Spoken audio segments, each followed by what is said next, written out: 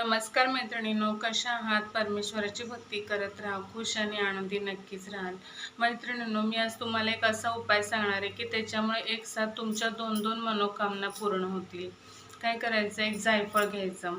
जायफळ त्याला एक लाल कलावा बांधायचा 7 वेळा आणि त्याच्याशी हातात घेऊन तो आपल्या मनातली इच्छा बोलायच्या, 2 इच्छा बोलायच्या आणि झोपताना बोलायचं हे.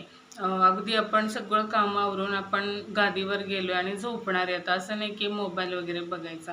त्याच्यानंतर सगळं म्हणजे अगदी झोपणार असतात तेव्हा तुम्ही करायचं आणि ते जायफळाच्या हातात घेऊन 2 इच्छा आपल्या बोलायच्या आणि ते जायफळ आपल्या उशापाशी ठेवायचं.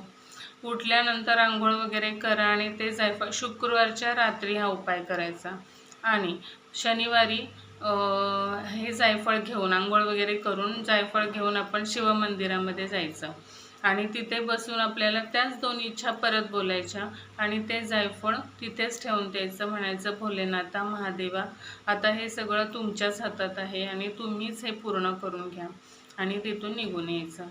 ह्या उपायामुळे तुमच्या 2 इच्छा नक्कीच पूर्ण होतील.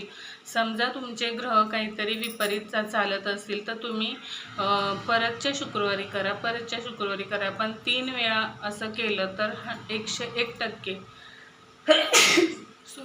सॉरी सत्य 101% तुमची इच्छा पूर्ण होणारच.